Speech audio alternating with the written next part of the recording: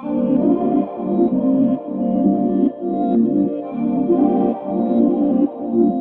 name is Rajine Williams. I am a certified doula, a lactation consultant, a yoga instructor. 7 years ago, I became a doula, and one of the main reasons why I became a doula is because I was taught about a doula when I had my first child at the age of 15. That experience was very enlightening for me in how powerful I was able to be in that moment. I was able to take my power, my strength, and my voice at the time when most people told me that I really wasn't able to have a voice because I was a teen mom. And so as time progressed in life and I was trying to figure out what I wanted to do in life, I kind of pushed towards wanting to be a midwife, but then I found out that that takes a lot of schooling. So I thought back in my memory about the things I've encountered, and I was like, oh yeah, a doula. And so I took the training to become a doula, and I have been a doula for 7 years. Specifically, I work with women who are low income and who may not be able to pay out of pocket for doula services simply because they have other priorities in life. And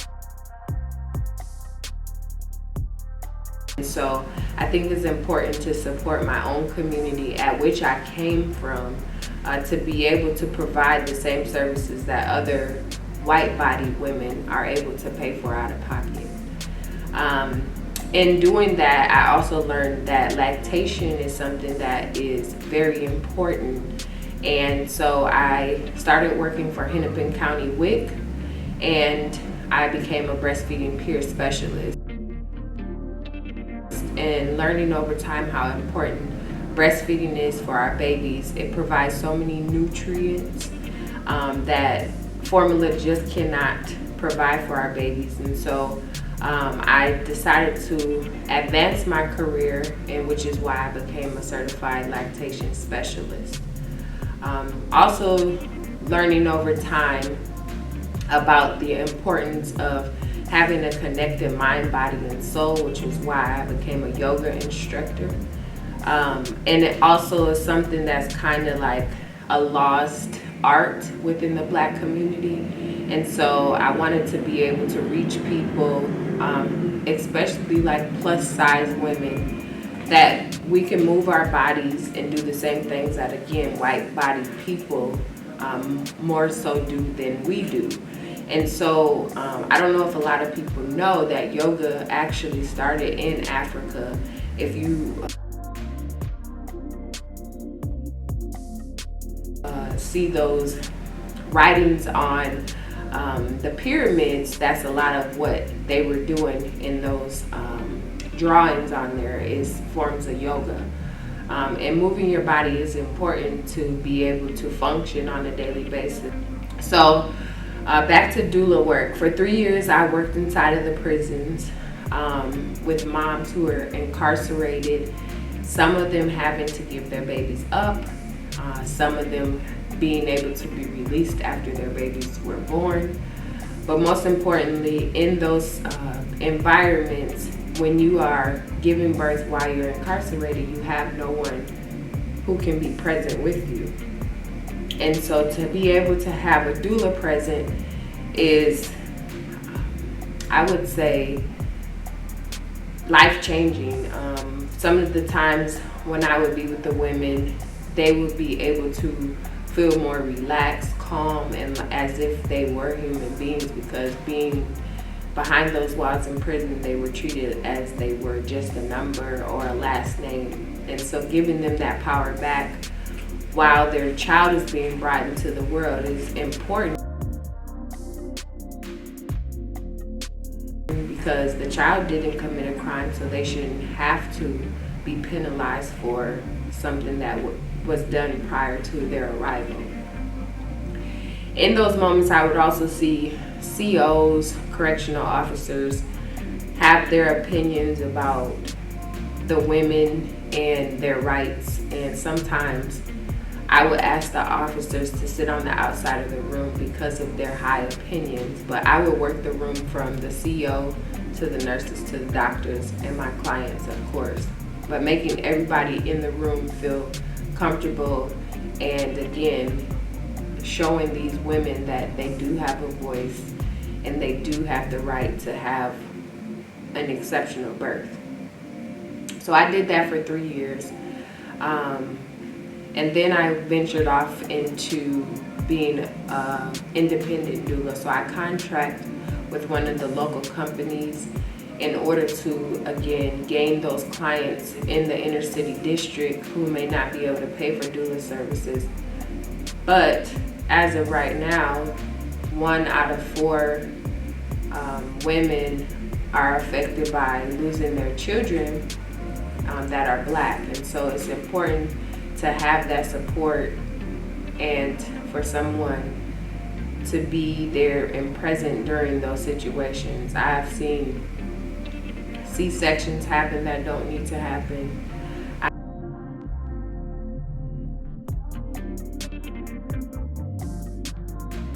I have seen women being pressed to get medication even though in their birth expectation, i.e. birth plan, they stated that that's not something that they wanted, but due to the culture of the hospital and their request of kind of not having to be at the bedside so much, they kind of pressed towards medication. I have seen men not being talked to as if they're not present in the room, so kind of diminishing the father's voice.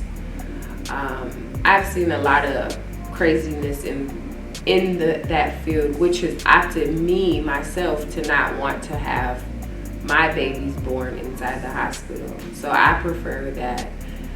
I'm currently pregnant with my 6th child, and my preference is to do a home birth. One, to do a home birth with someone who is a Black woman, because she can identify with me and kind of sympathize with the things that I need for my own body, my choice. And so also just secondary trauma is something that's really real in these spaces. And so seeing all of the different hospitals and the techniques that they use kind of push me towards not wanting to give birth inside the hospital. I personally have had 4 vaginal births and 1 unplanned C-section, which was very detrimental for me, and another reason why I want to do a home birth. So another thing that I want to speak about is lactation. A lot of Black mothers decide not to breastfeed their babies, and it comes from a long history of us having to feed other race babies first before our own, and so it's kind of a lost thing due to slavery. And many years ago, Black women were breastfeeding white babies first before our own babies. And so that speaks to how much respect I feel like everybody should have for the Black woman, because if it wasn't for the Black woman, these other races would not have nutrition for their own children. But we had to feed their babies first, and then our babies got the last of the milk, and sometimes not even being any milk. And so that speaks to why I'm so passionate about lactation and the importance of it. Also, the fact that no other mammal feeds their baby fake milk or formula. And so if they can do it, we can do it too. Our bodies create what our babies need. Although it is work, it's what is best for our children. It helps with brain development. It helps fight off colds and infections, things that, we need, especially now during COVID. Another thing that I want to talk about is that in these textbooks that medical professionals utilize in order to be trained as medical professionals in these fields, there's still verbiage out there that says that the Black body is able to endure more pain than other bodied people.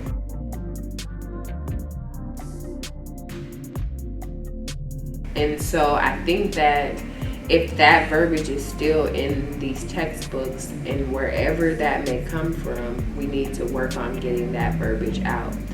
Again, it's important to make sure that every single person is treated like a single person, and not based upon what we have seen from the strength of our Black folks from many, many years ago. Not to say that we are not strong and that we are not able to endure these things, but just because you've seen these practices and these things that have happened many, many years ago does not mean that it should be provided in a textbook. We should not be diminishing pain of women. I've seen many times that I went to medical appointments and asked for pain medication because I was truly and honestly in pain, and it was told to me to use other medication to try to change that, and it wasn't anything that would help with the pain, but more so help with the blockage of my brain that would help with the pain. So if you, as a medical professional, hear someone truly and honestly say that they are in pain, you should listen to them. And it should not be based off of systemic racist practices that should have never been inside of these books, should have never been practiced on Black bodies. Overall, I love being a doula.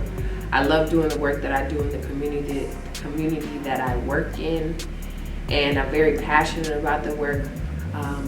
I have an approach where I'm going to listen and advocate as best as possible based on what you need from the system, which the medical system, and what you need from community, which I am your doula, so I'm a part of the community.